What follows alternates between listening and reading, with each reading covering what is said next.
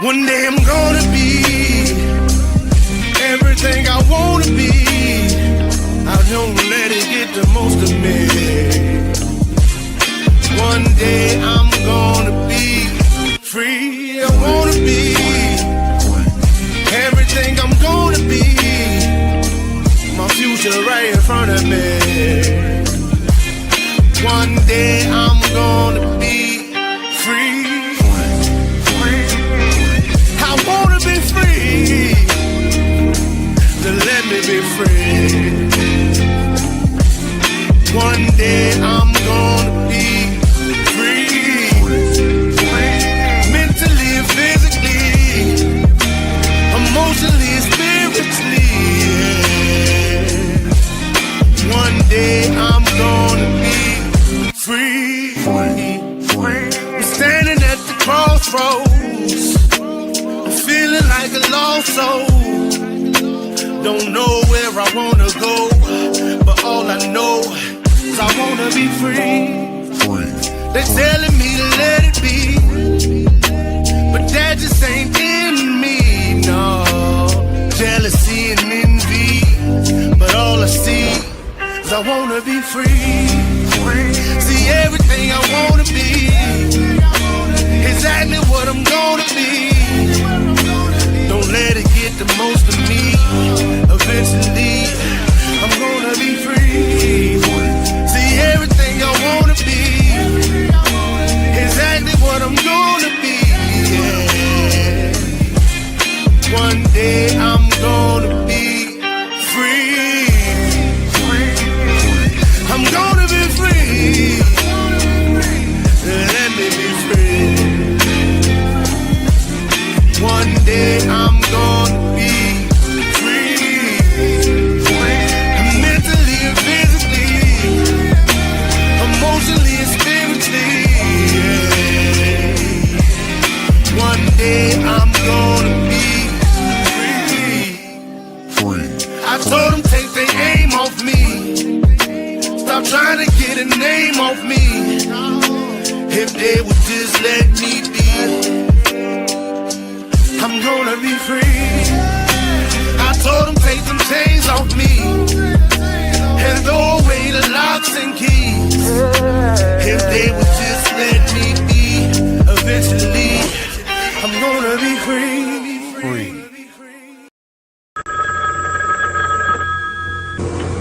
They're back.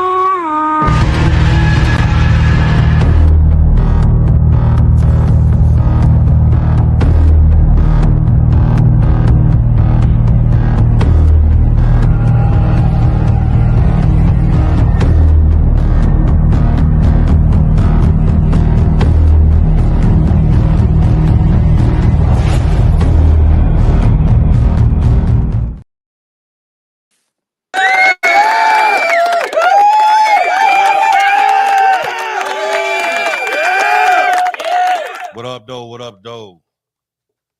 14 days. I was waiting for that. I was waiting for you to say 7. We back again for another episode of Dominant Effect. I'm Archbishop. We got Mike Ball, Aaron Olinger. What's up, everybody? Apologies for last week. I ended up having to work a little later than planned, and I knew I wasn't going to make it back home in time enough to do this. So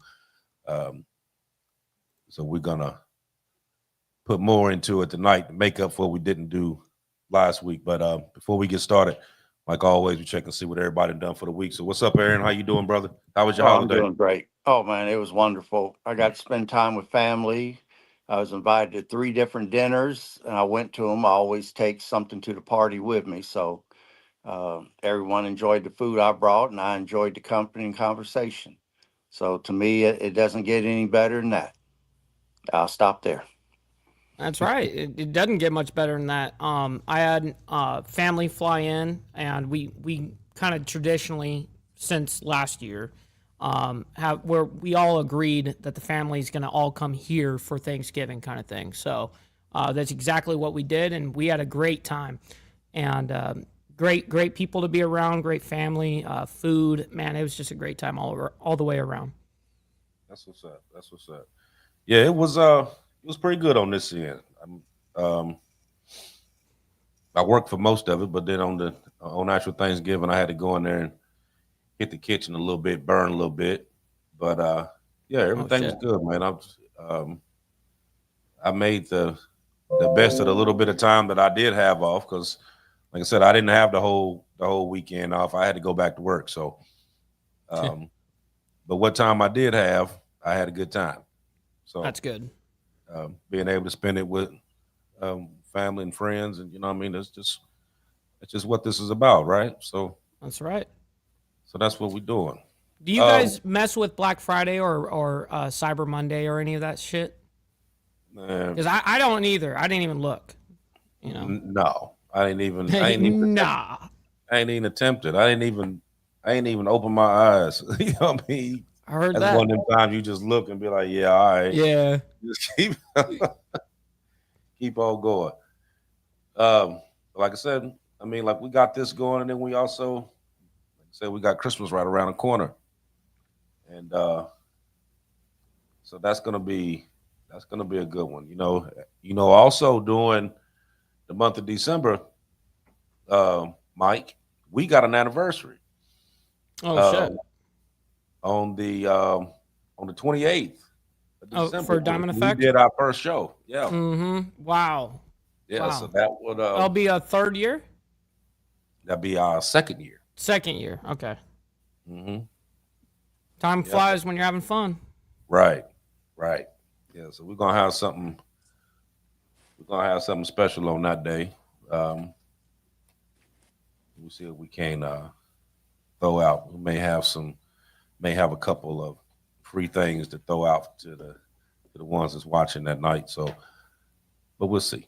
We'll see. So we're gonna jump into this story. Like I said, we was gonna jump into this last week, but we're gonna jump into it now. Um, but I want to jump into the question that millions of Americans kind of feel in their gut right now, but they don't really know how to explain it. And that is this collapse happening naturally, or is somebody else guiding this? Because let's be real, these prices didn't just skyrocket on accident. Middle class doesn't disappear on accident. The dollar doesn't get challenged by half the world overnight by accident. And these banks don't quietly collapse one after the other by accident. Every major system in this country are bending, breaking, and some of them are resetting at the exact same time, though, which is oddly peculiar. So today, we're going to lay out the patterns that the media is not going to talk about, don't want to talk about, and the warning signs that this is a global shift and the forces that benefiting from this shift. So this episode, I'm gonna tell you right now, is not about fear. It's about clarity. Because when you know what's happening and you know the truth behind what's happening, Mhm. you can stay 10 steps ahead of this. So this is what we're going to talk about today. So um, the first thing I want to talk about, and I titled this like each time I go by different segments as to what we're going to do. But this segment here, I'm going to title "Why Americans Feel Poor, Even When the Data Says Otherwise." Once again, why Americans feel poorer, even when the data says otherwise. Now, I would just assume on that, by the way, that it would just be that people don't know how to live below their means. That's what I would assume. yeah, that has That a little bit to do with it. that would be a big part of it, but you also have to equate that the Federal Reserve has created a certain amount of inflation, and then with their quantitative tightening, which is the reduction of money out there in the system, and that's a monetary policy. Uh, they're totally controlling the availability of money to the public, and then they're creating inflation that sits back and robs your bank accounts because when you go to the store to spend your earnings, everything now costs more. We've since what 2020, we've seen things go up what three times, four times what we were paying for just a few years ago. And back then they could blame it on the epidemic or pandemic that was going around. But what's the excuse now? Inflation is still there. They claim it's going down, but the only thing that went down in my area in recent months is that gasoline. It's below $3 a gallon. But what little bit I'm saving there doesn't compensate me for the amount that food is costing, especially meat and produce, especially if it's organic, or they call it organic. Back in my day, it was just apples and oranges. Now it's organic if it's not GMO, which is seedless. So Real quick on that, Aaron, go regarding ahead. the inflation, people conflate what is actually happening. Like, oh, prices, they're claiming that the prices are going down essentially. No, they're just claiming that the rate of inflation has gone down a little bit. That's what they're basically getting at. Not that Right. prices or anything around you is necessarily going to get lower, because they're not. They're just So going up faster, slower. You know what I I, mean? That's essentially the way it works. I'm going to tell you this: when the Federal Reserve created inflation, and Biden said a little bit of inflation never hurt anybody, which that was a lie. And he also said inflation is transitory, which means temporary. That turned out to be a lie. Uh, with inflation being where it's at, once inflation got started, greed got started with it. And you got corporations out there that saw a chance to raise prices, even though the tariffs weren't in effect or anything. And they saw a chance to make extra money. Then it took on a life of its own. It became a greed became a Frankenstein monster that was floating hand in hand with inflation. Now inflation is going lower, but has greed gone lower? I say not, but I'll stop there.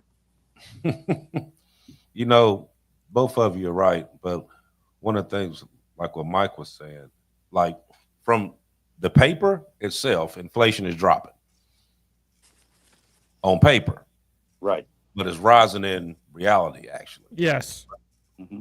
So, but you also got to realize that the government tracks inflation using the CPI system, which averages the prices are based on certain categories. Hmm. So, real world inflation is basically non-negotiable. It's not even added into that. So when you're dealing with food, rent, utilities, insurance, transportation, um, they've increased far faster than what the CPI suggested. Now, groceries, for instance, in the past 2 years, has went anywhere between 20 to 40% increase. Car insurance went up 30%. Now I know here in Florida, car insurance is outrageous. I can't even Outrageous. imagine. All insurance in Florida for everything is outrageous. Right, right. It's outrageous.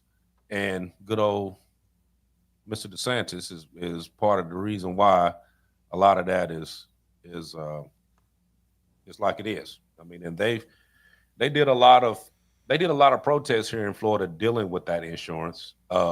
Matter of fact, um, uh, Bone was one of the ones that was up there. He spoke at the state capitol several times dealing with this insurance thing. Um,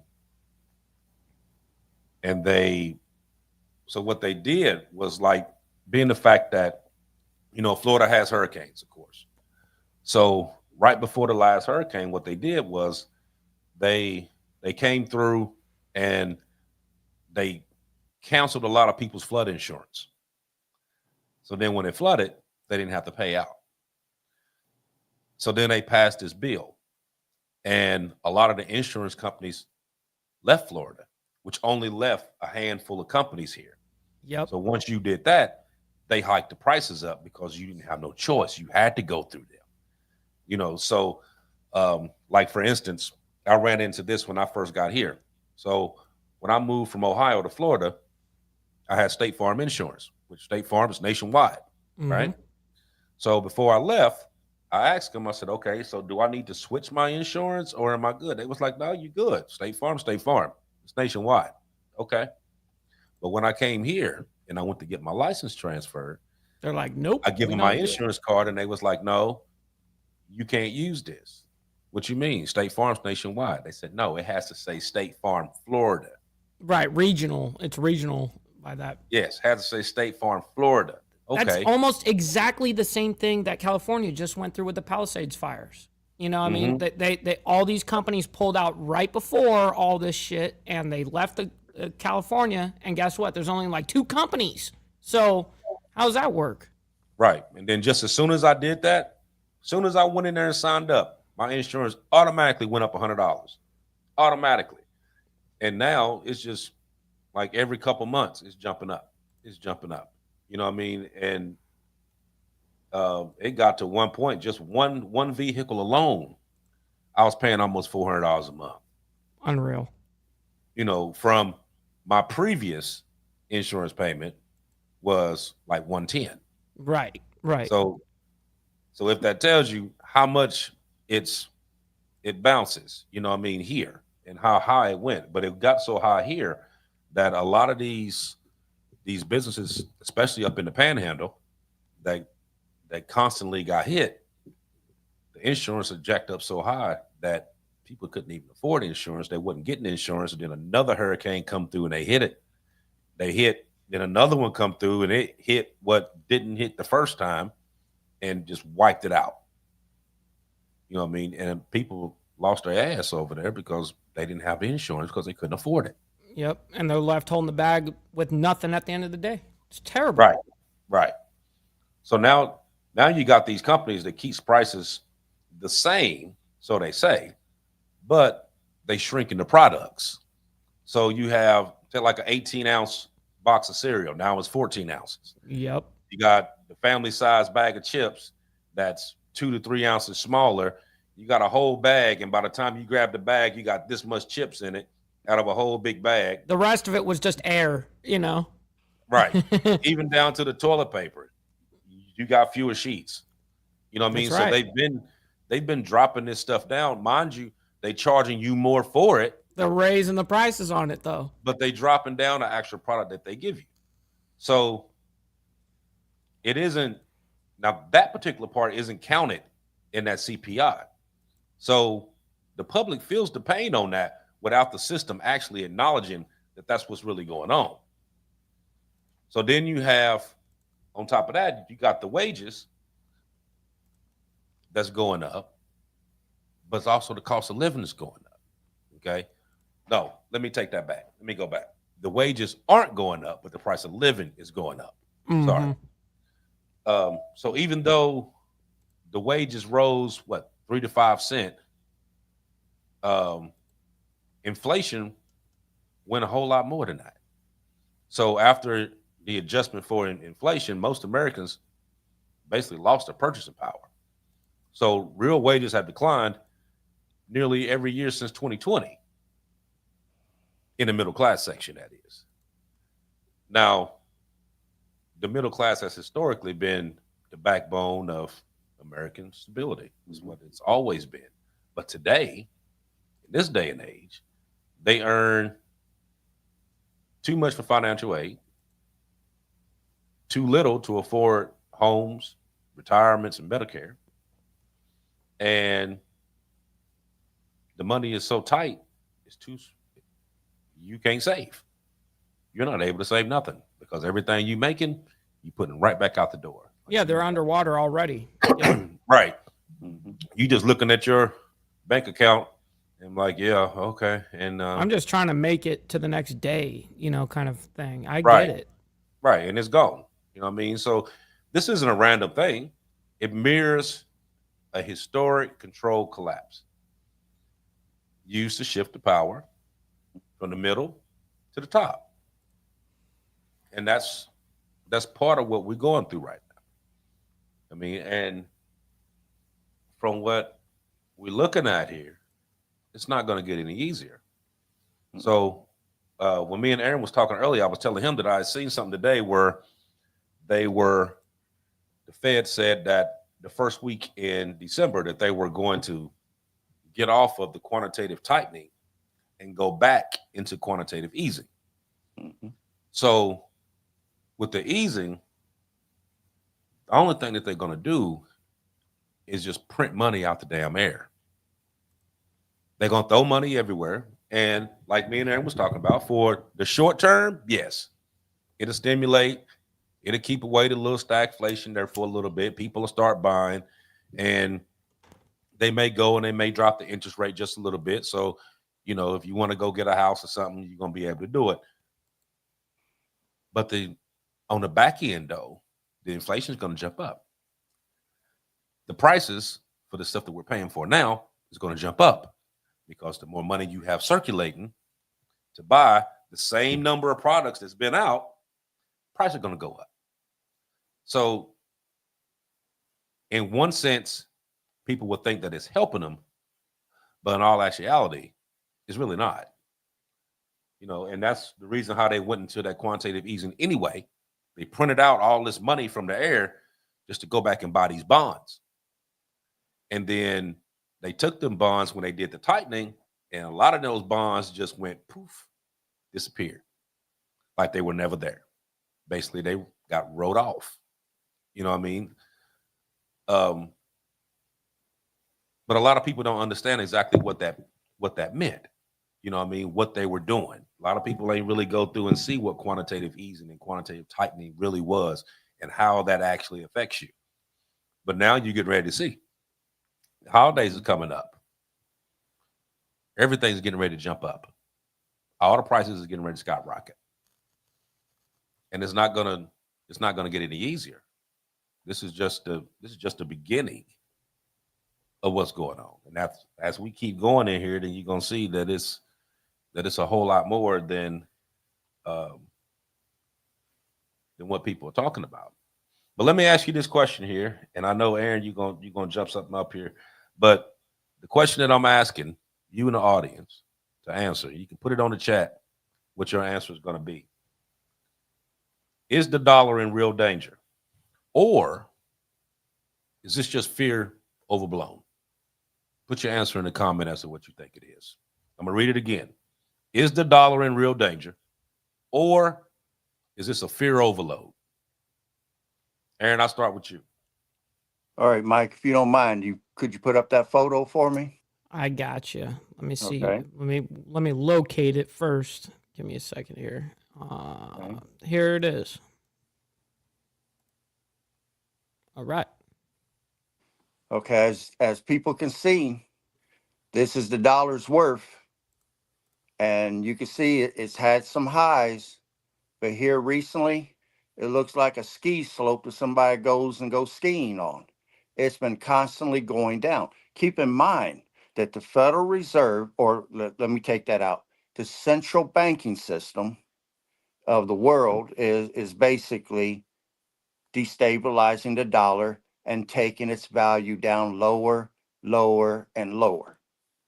So is it our imagination that we're losing purchasing power? No.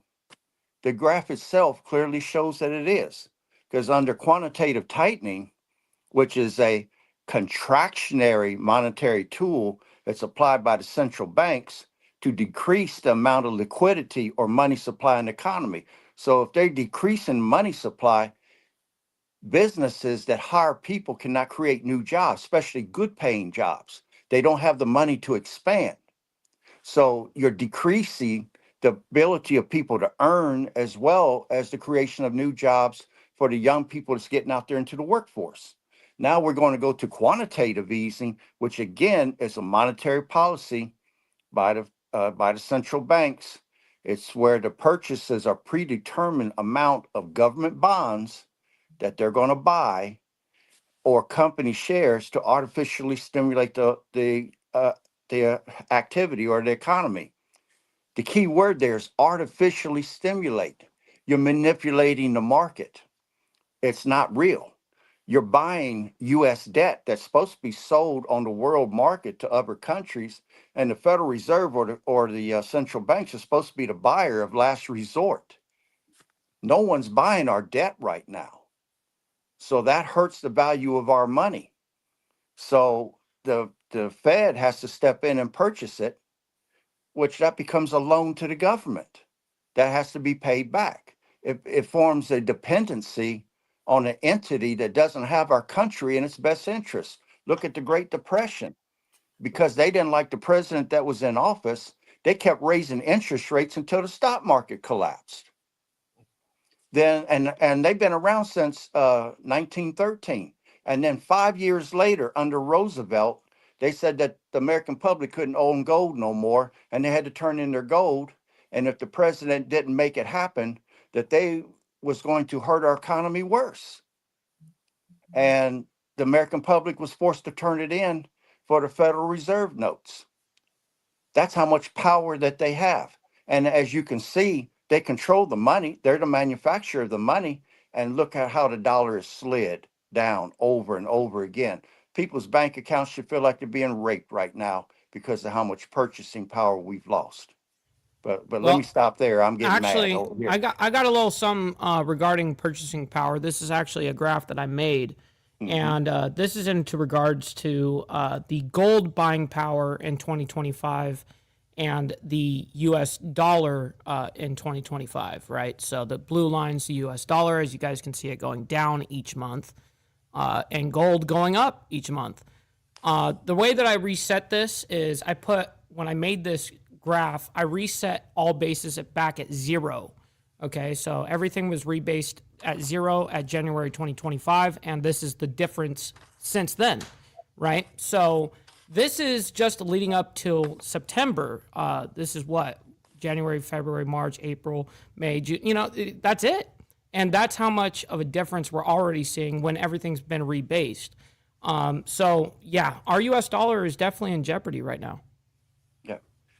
And then on top of that, we're carrying a U.S. debt right now of $38.34 trillion. I Right. mean, there's our let's see, our interest payment on that, and this is a year, is $970 billion a year. That's almost $1 trillion. That's just the interest payment. We can't even pay down the debt. We can't afford, we have to borrow money from other nations just to pay the interest payment. I mean, can you imagine having a credit card that you can't pay on the debt at all? All you can do is make the interest payment, and you're barely doing that. You're having to borrow money in order to pay that debt. I mean, name me one nation in the world that got out of debt by borrowing more money. Name me any of them. It's a floundering economy. I mean, we're that far over the edge of the cliff. We're falling, and somebody is helping us along the way, called the central banking system. Now, But let Aaron, me I got a stop there. question. I got a question for you. Do you see us being somewhat in the same range numbers of what objectively hyperinflation would be? We're getting close. Okay. We're getting close. I mean, we're paying 3 and 4 times what the normal price of things was. But like, I'm gonna use Argentina as an example. They're in hyperinflation right now. A dozen eggs cost $200. So I mean, you talking about their bank accounts being raped. I mean, they're barely able to afford to eat. Yeah, but we So just bought out their currency. yeah, You we know? bought the currency and they ain't gonna be able to pay us back. So Hell it's no! I don't know why we fucking do dumb shit like this. well, we did it because if we get into war down in South America, Colombia is already against us, and then you've got Brazil is a part of the BRIC alliance. We need a friendly nation down there if we have to run planes to or come at a different direction on an attack to get them in a two-front war. We would need that access, and we can't let that whole country down there go red and become BRIC alliance. They're too close to our border. So we're trying to save some of the allies, but man, we're so far over the edge ourselves. Anybody we try to save, it's like you're trying to save someone in water and you're holding them up, but they're pulling you under the water, and you're trying to save them, but you're bobbing up and down. You're almost drowning trying to save these people. So, man, we're in a bad shape right now, and people don't realize how bad it is. But a lot of these interest payments that's being paid rivals a lot of major federal programs, like the amounts that they're spending, Mhm. because the interest rates rose, the cost of service and the debt just exploded. So with that forces the government to do this little loop so to speak. So you got more borrowing equals larger payments equals more borrowing. You know, now on the historic side of that, you know, every major empire and we've talked about this before, every major empire collapsed financially following internally this script, right. following this script right here. So you had Rome that was basically had to debase their currency. You had Germany that printed out way more money than they were supposed to, which started hyperinflation, printing out more than what they were supposed to. And then, like you said, you got Argentina and Greece that defaulted after the debt. Now you had to turn around and buy out that debt. Same reason how you got China and Japan and these other countries buying out our treasuries as we speak. Right. You know what Rome I mean? was interesting with their bullion. You know, they had like 90% sterling, and they had fine silver and stuff like that in their coins. But as far as I know, they went from, having high silver content to damn near nothing by the end of their collapse. And that's essentially the government printing money. It's the same concept, because you only have a limited amount of supply of gold and silver. And if you keep cheapening your currency just to get more of your currency, well, you're actually losing in the long run. Right. Right. And then too, you also got to think that once they switch back over to this quantitative easing, dollar's going to drop a little bit more. So that part is definitely going to happen. They've already just said that between the 1st and the 10th of December, they're going to lean over more towards quantitative easing and stop tightening. So you're going to see when we talk about this, give it about a couple months, and then we're going to compare some of this stuff as to what the price is now as opposed to what the price is going to be in a couple months. Real quick, I want to shout out Black Legionnaire for the $5, man. Thank you so much for that. Goes a long freaking way. See, now then on top of that, you also got to think about the global shift, because you got a lot of these countries that's trying to push yourself away from the dollar. That's what started the BRIC. That's right. Expansion. So that's a direct threat to U.S. dominance around the world. Now, of course, y'all know BRICS is Brazil, Russia, India, China, and South Africa, but they now been joined by Saudi Arabia, the UAE, Iran, Egypt, and Ethiopia. Right. It's a great way around sanctions for themselves. It's great. Right. Now, with Saudi Arabia, you got to think Saudi Arabia plus the BRICS partnership, that threatens the U.S. in one big way, because that was the reason why Saudi Arabia got away from the petrodollar. Right. And that petrodollar was the foundation of global power since 1974, when they first initiated it. Now, those of you who don't know the story with that, the dollar was actually under the gold standard until 72, when Richard Nixon took it off. Now in 74, Henry Kissinger made a deal with Saudi Arabia that we're gonna put bases all around, and we're gonna protect you and the UAE, and nobody's gonna mess with you. And if they do, then they got to deal with us. In exchange for that, you're gonna sign this 50-year agreement that no one can buy oil in this area unless they use the U.S. dollar to do it. That was done 50 years ago.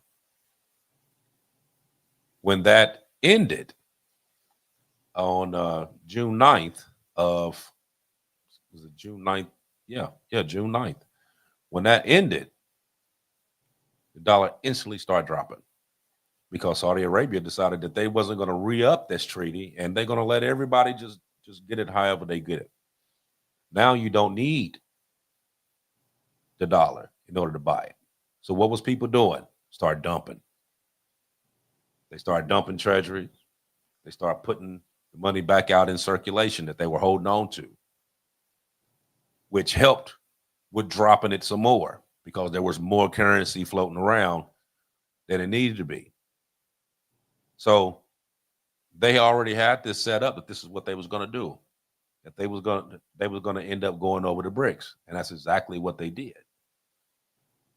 So so these countries are settling trade on more of a non-dollar by using non-dollar currencies. Is what they've been doing. So you got China and Russia; they now trade using the yen.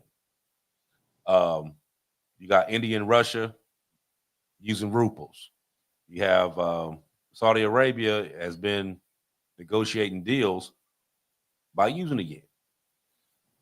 So that weakens the global demand for the dollar because everybody was getting oil from there. So that's constantly weakening on that end. Then you got the de-dollarization is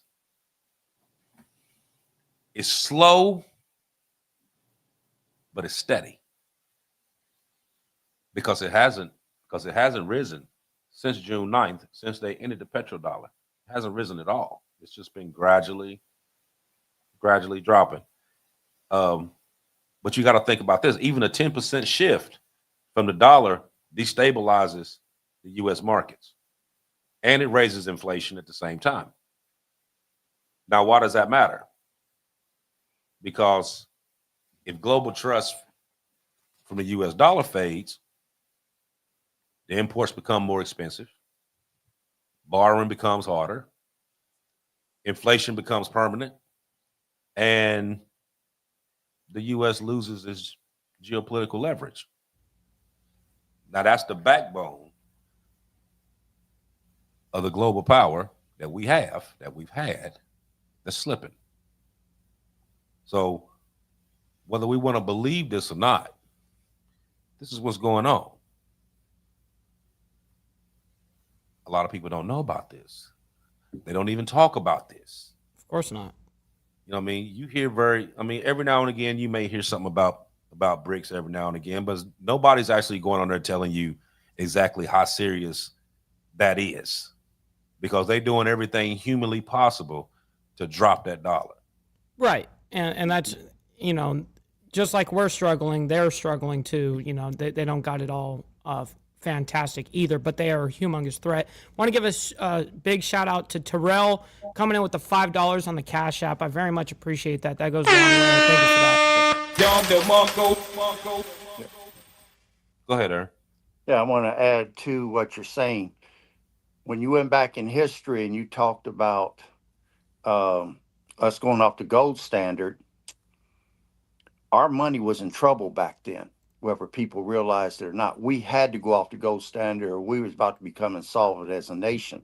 Plus, OPEC oil had us by the short hairs because they put an oil embargo against us and was threatening our economy with not selling us any oil. Now, when Henry Kissinger negotiated that petrodollar agreement, we were long-standing holding that grudge.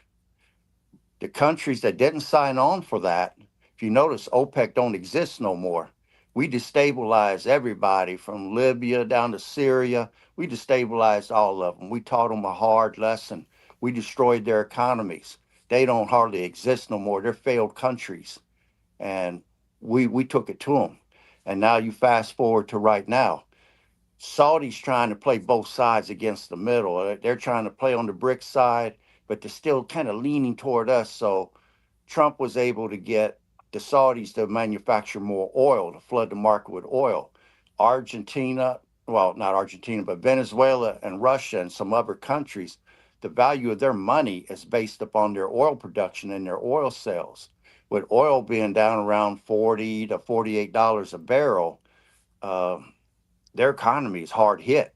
Now, if oil went above 100, they would be walking in tall grass with the tall dogs. But right now, their economies are suffering because the market is oversaturated with oil, so they can't get as big a price.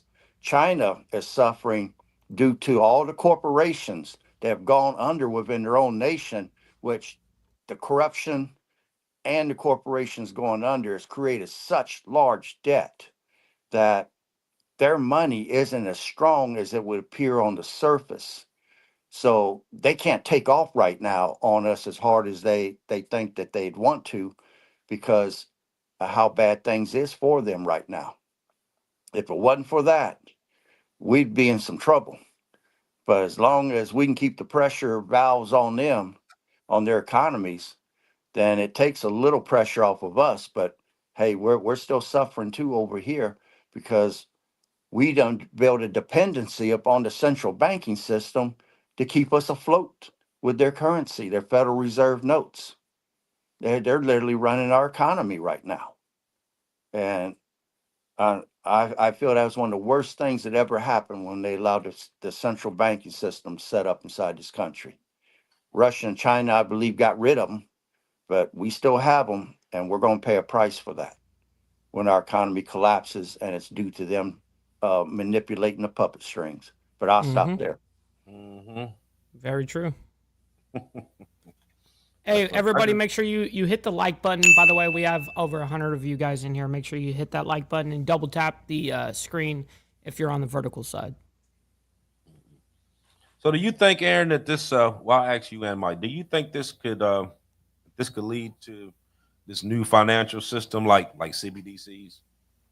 Oh gosh, yeah. I mean, the Federal Reserve already has Fed Now in place, which is that's not digital currency. It's a service provided by the Fed that allows banks to transfer money back and forth in large sums in real time. They have that in place. They already have the CBDC, the central bank digital currencies, which exists only in a digital form.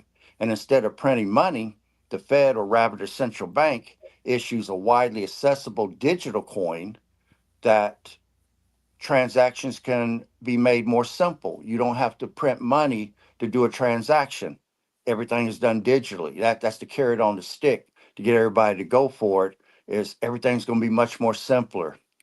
Yeah, it's going to be simpler for them to control you, but hey, what do I know? But I'll stop there. Mm-hmm. Yeah, that's what I was thinking too, because um, crisis is what actually Hmm. starts all these new systems. So Yeah, yeah. take for example, back in 2008, you had you had the crisis that went on then. So then you Hmm. had the mega bank consolidation, where they went through and paid all that money to free up all those banks.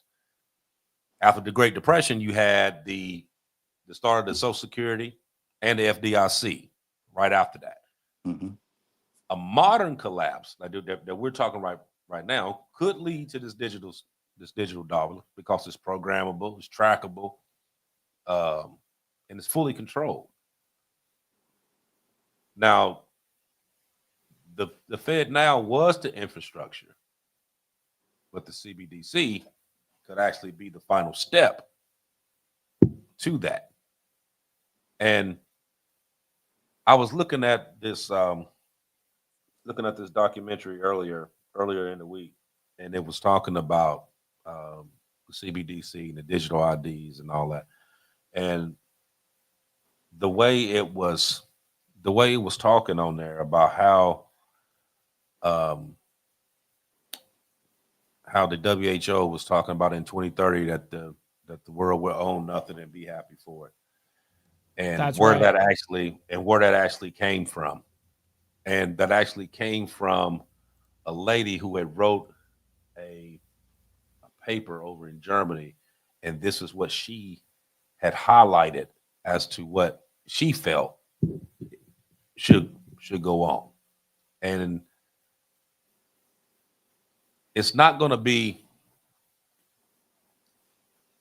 it's not going to be done without protest. We all know that.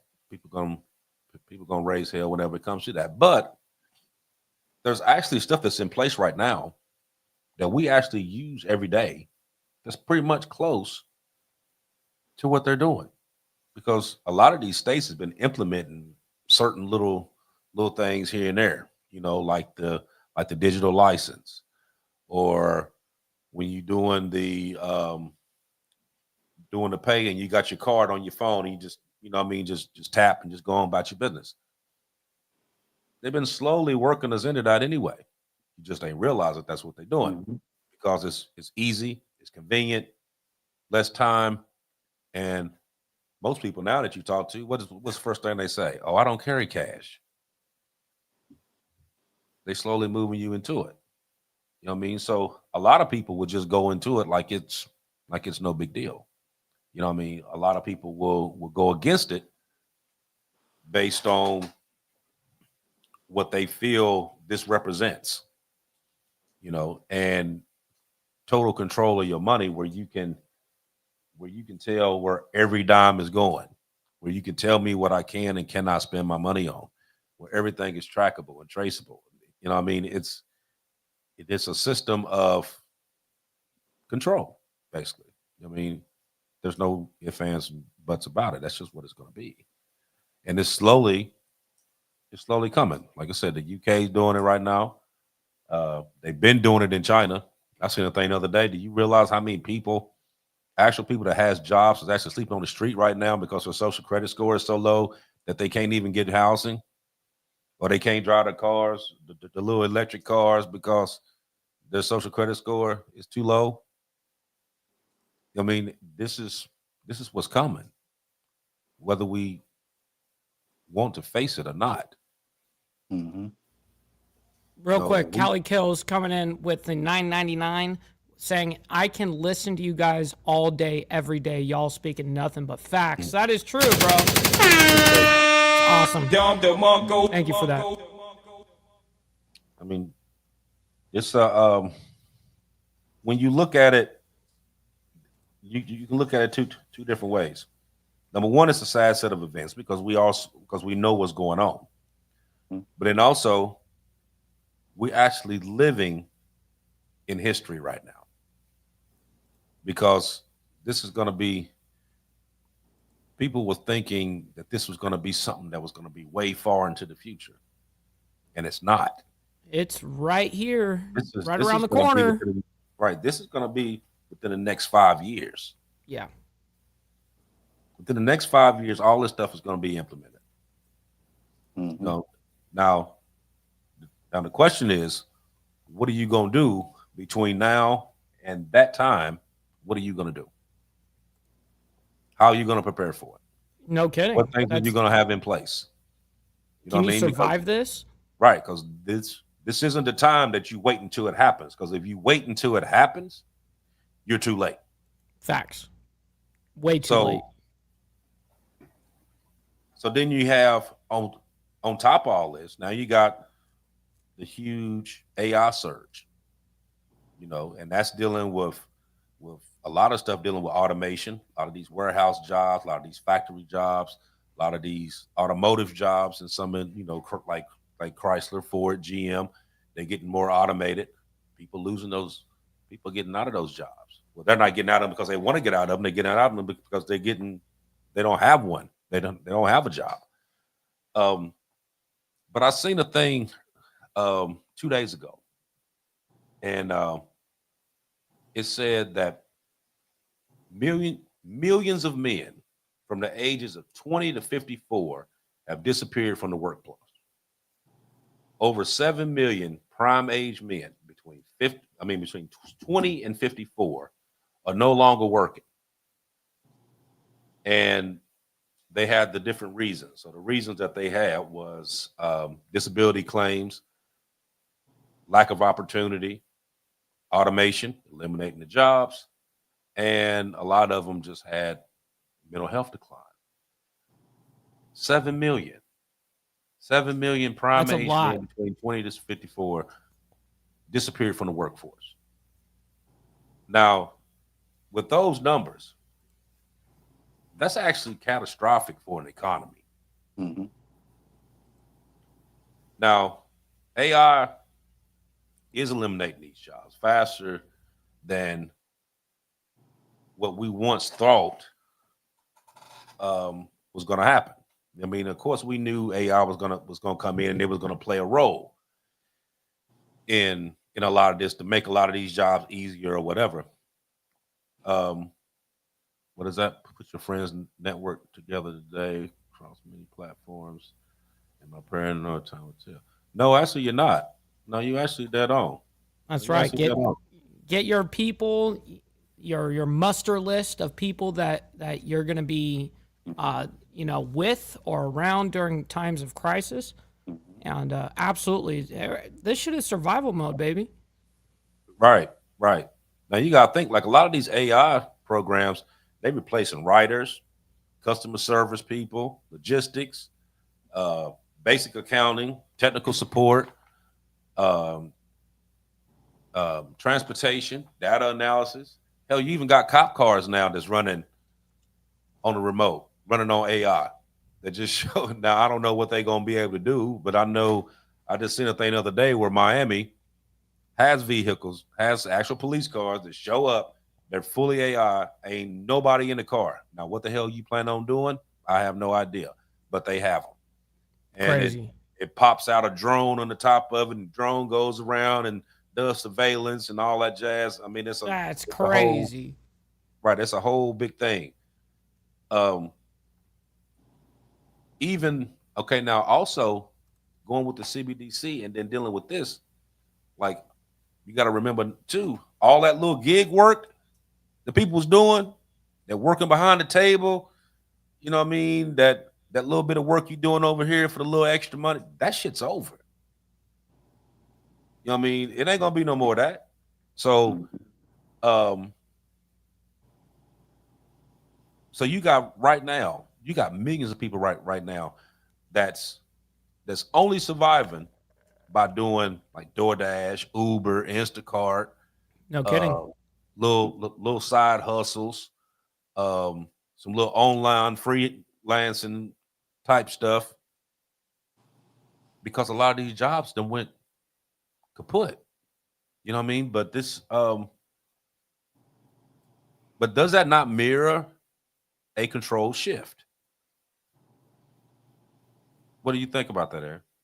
Well, I say you're 100% right. And I'll be honest with you, they're going to have to reduce populations of the world down to controllable numbers because right now there's too many people in the United States alone.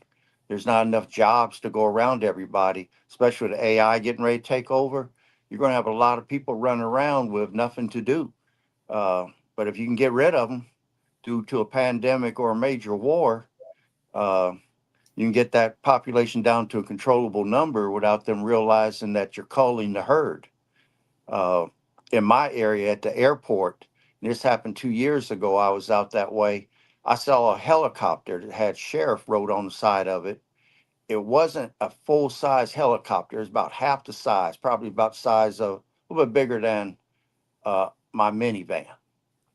Mm-hmm. But it had these pods on the side.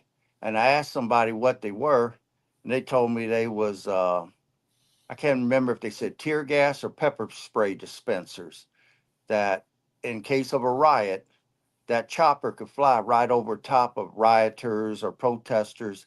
It could literally crop dust them to death with a chemical agent. And I was like, wow.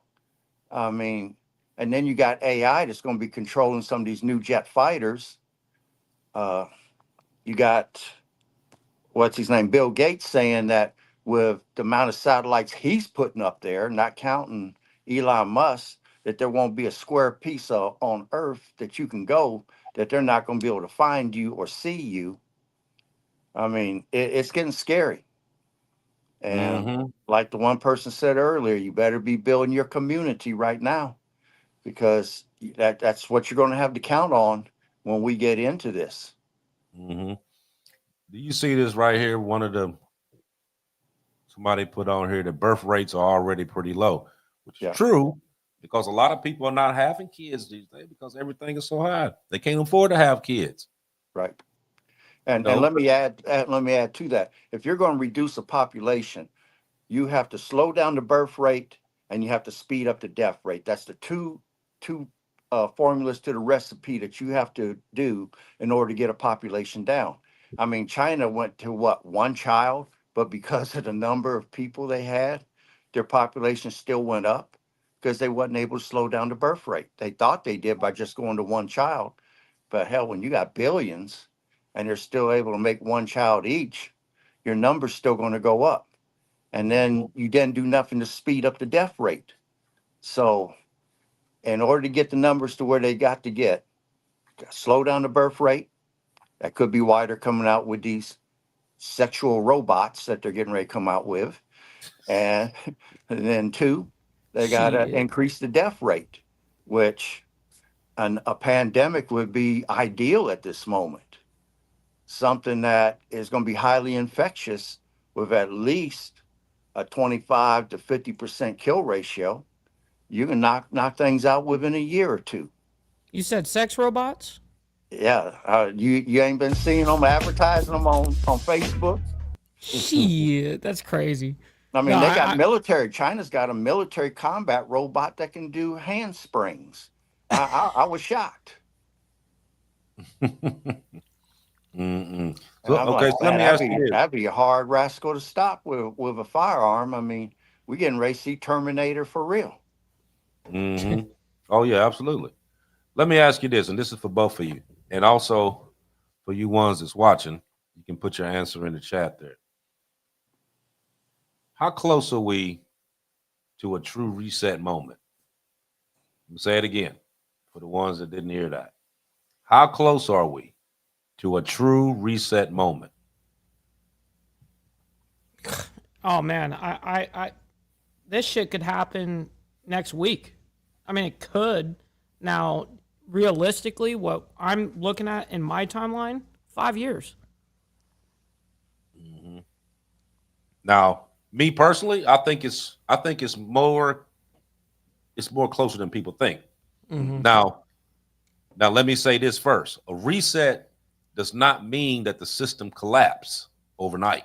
That's not what that means. It Right. happens in stages, and stages that we're actually already in. So you got high inflation, you got the debt explosion, you got geopolitical shifts, you got bank consolidations, and then you have the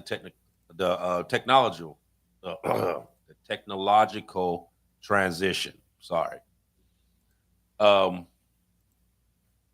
all of that just takes one major trigger: banking failure, a global conflict, a bond crisis, and we'll push all that shit into a final stage. That's how simple it is. Now, like I said, when you're talking about this reset, a lot of people think that okay, everything's just going to crash and this is what's going to happen. No, no, no, no, no, no, no, no, no.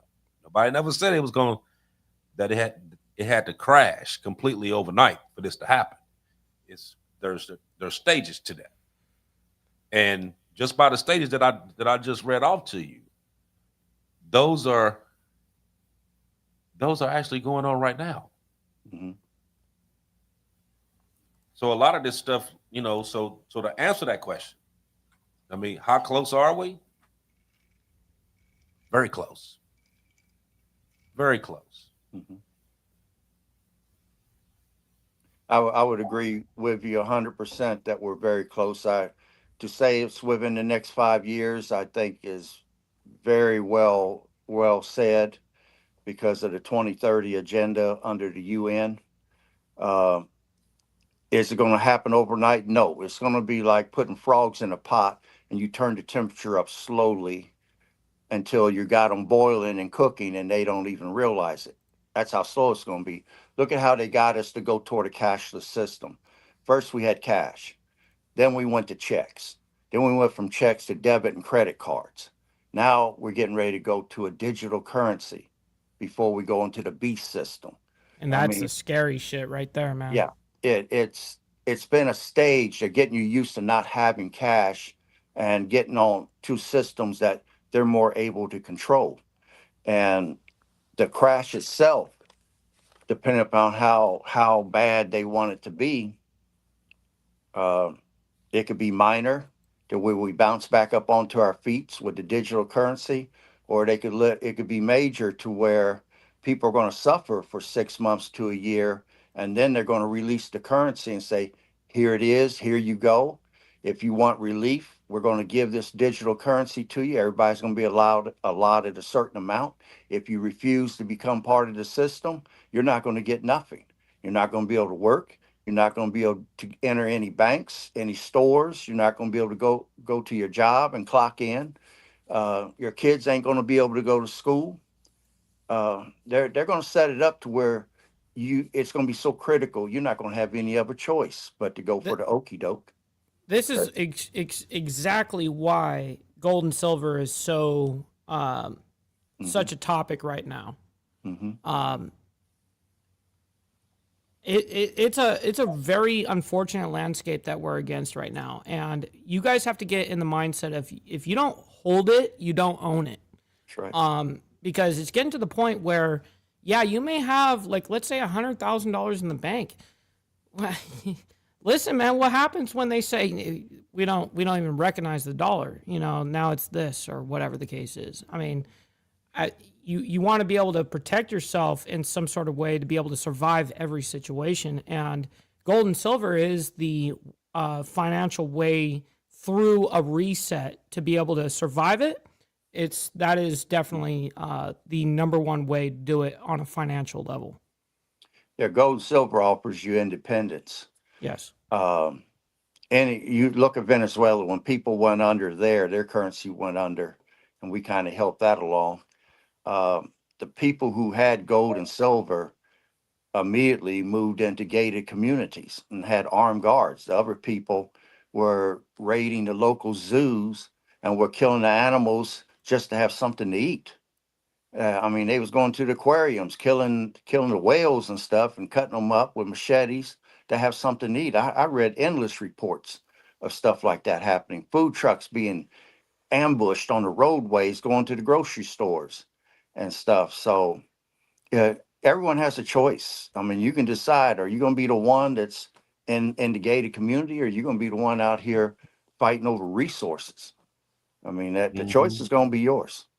So real quick, Right. I want to say one thing. I put a poll up, and we've had a lot of engagement on it.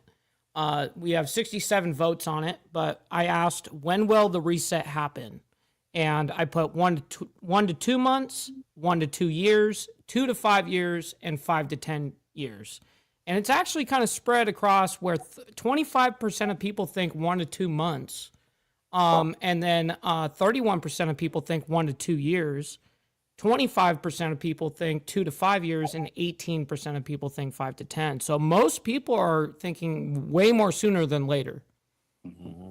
Very interesting. Yeah, my guess is I'm thinking it's going to be it'll be totally in effect within the next 5 years. That's my opinion. Now, what I think will happen is just like we're doing now. Like I said before, we're constantly breeding ourselves to do this just by the practices that we do every day. Mm-hmm.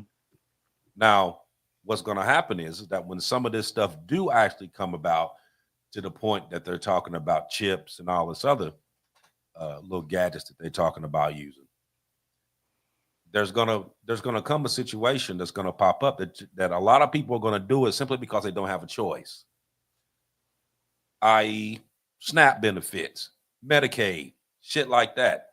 Okay, you want it, you take this. A lot of them would jump up and do that for those reasons. And like we have said numerous times, they will make a situation to where you don't have a choice but to do that. You know what I mean? And a lot of people will say right now, like, no, I'm not going to do it. But if you're hungry enough, your kid's hungry, you're going to do it. Whether you want to or not, you're going to do it. Unless you prepare yourself for a lot of this stuff. Now, there's a couple things that you can do. Like, number one, reduce all your high interest debt. Reduce all that. Try to get out those high interest credit cards, all that. Pay that shit down. That is number one. That is Pay top it down, priority. pay it off. Yep. Right. Build you a cash reserve, gold and silver. Have multiple income streams where you generating from everywhere. And the third thing that I think that would be most important would be to actually protect your purchasing power.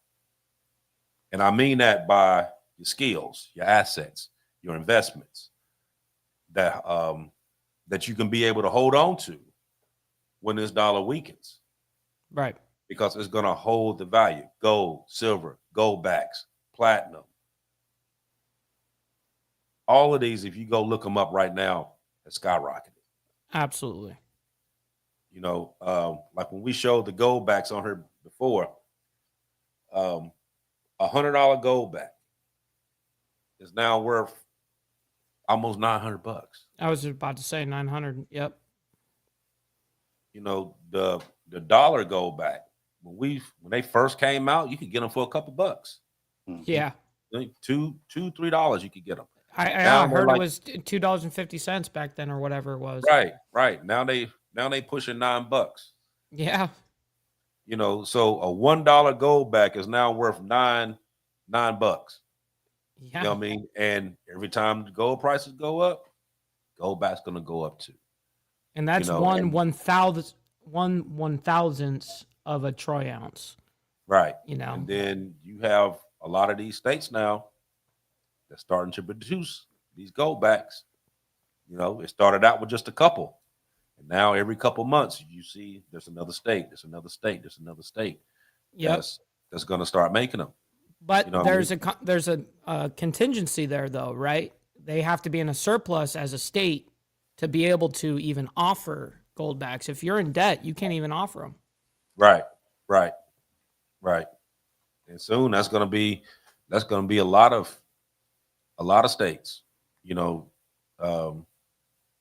preferably a lot of states in the South ain't gonna be able to do it. No, they're not. Totally not. Yeah, a lot of states in the South ain't gonna be able to do it. Nope. But but we were talking about when that first came out that there was a reason why they were doing it. But do you hear anybody talking about it? Do you see any commercials talking about go buy gold backs? No. Hell no. Do you hear them talking about it on the news? No. I bet you there's people in here right now that are like, what the fuck is a gold back? Right. If you know, then you know. Right. You know what I mean? Like, I didn't know about them. Aaron told me. Then I started buying them. Then we told you. And you started and then I started buying them, and I still buy them. Right. And I tell people all the time, go buy it. Go buy gold back. Go buy silver. Go buy gold. You know what I mean? I was telling people to go buy gold go buy silver when I was getting it when it was $19, $20 an ounce. Yeah, that's crazy. Now it's over 50. Was it like 54 right now? It's 59 right now. Is it 59? Yeah. Okay. So now it's pushing $60 an ounce now. Yeah, it was almost $60 yesterday, but it's going to be there very close. Okay, but at the beginning of the year, it was $18, $19. Well, I don't know if at the beginning of the year, I don't think it was that cheap. No. Yeah, it was. That's when I was buying it. Yeah, that's when I was buying it. No, not this year. I'm telling you. No, this year. That's when I started buying it. At what price? I was getting it for like $20 an ounce. No way. That's crazy. Yes. It shot up quick. Me and Aaron been talking about this for months. And we kept saying, it's going to jump up. It's going to jump up. That's what made me start buying it. Talking to Aaron. Because he was and this bull run that we're seeing, on gold and silver, in particularly silver, we're 2 years into the bull run theoretically. And I think that we're on a very early stage of the bull run. People are like, oh, the bull run's over, blah, blah, blah. I actually think the bull run's going to happen for another 6 to 8 years. But what do you think going to happen once it gets to the certain point to where you're not able to buy it? Because well, I mean, look at a lot of these central banks, and if they're struggling to get shit, then that's a hightail sign to the public.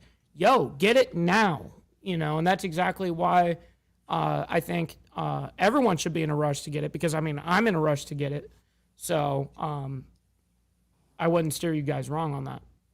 Mm-hmm. Yeah, so we said that. What we got? We had 109, so we're gonna drop it down. Conversation. Yeah, we're gonna drop it down for the evening.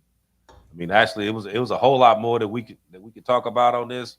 Oh, But we're easy. going it's a whole lot more that we're gonna talk about. We're gonna drop it down for the evening though. But I want y'all to think about something here, because at the end of the day, whether this collapse is intentional or is just a result of decades of bad decisions, the outcome is still gonna be the same. America is being reshaped, and it's being reshaped right in front of our eyes. The Mhm. economy we grew up with is gone. The middle class is shrinking.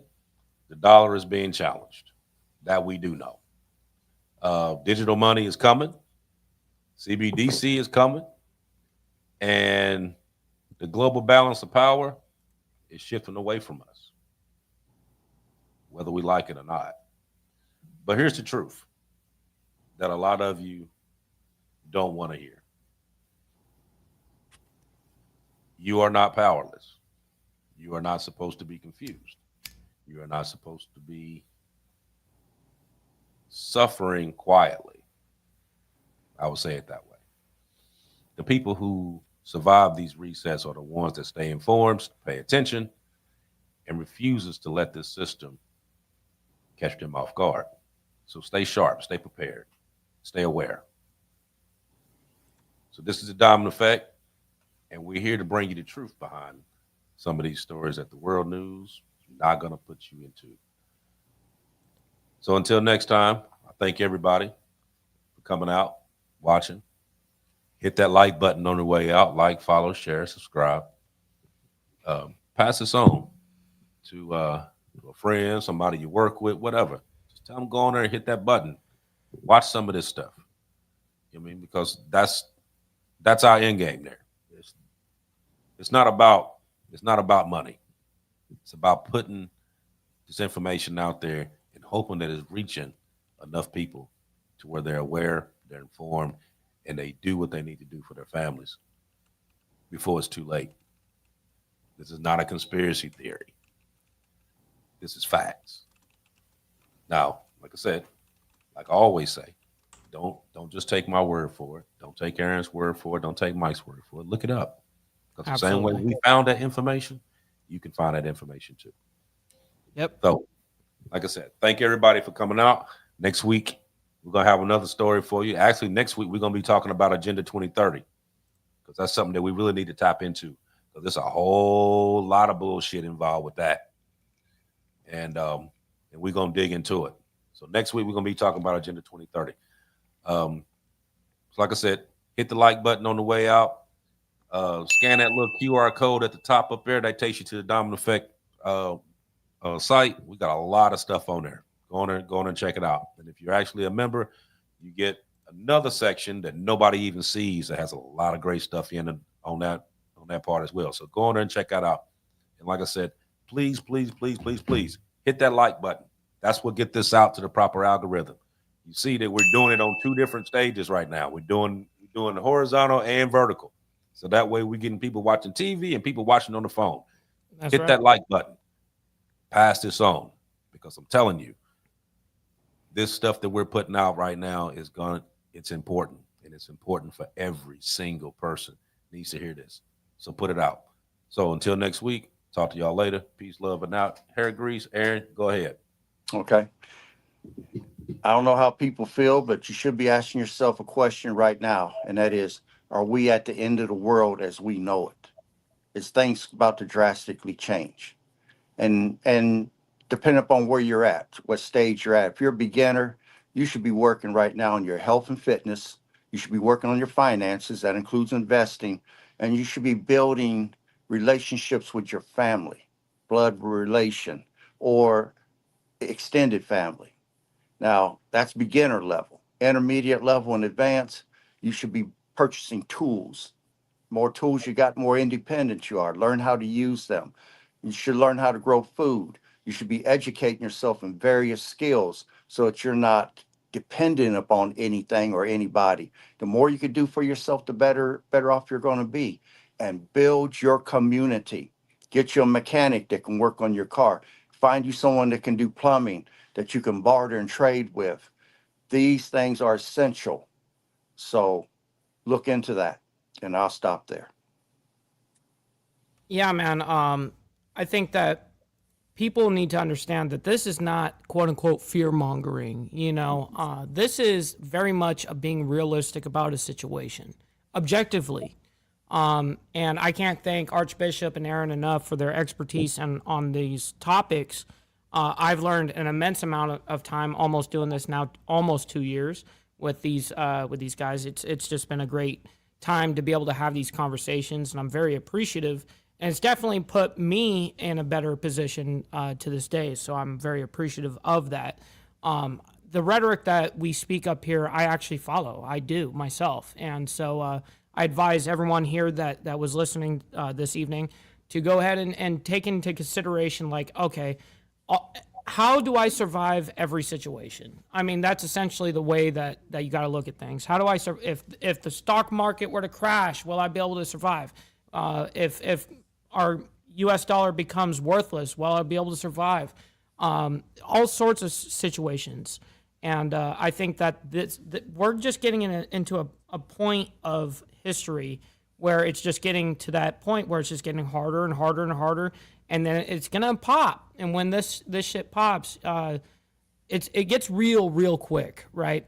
People are gonna be like, oh shit, now I want to go get a gun. Now I want to go get some gold and silver. It's like, no, you need to do this. We've been talking about this, and I hope that people really take advantage of the knowledge that is spelled out into these shows, man. So anyways, with that being said, much love, honor, respect, everybody. Make sure you guys hit that like button on the way out. I very much appreciate all of you guys. Stick around. We're going to be rating our buddy Carney's ride. He's live right now, so make sure you guys go over there and let him know that we're coming through with the Mike Ball raid and Diamond Effect raid, man. So thank you guys very much, and we'll see you guys here in 7 days. Much love, honor, respect, and God bless.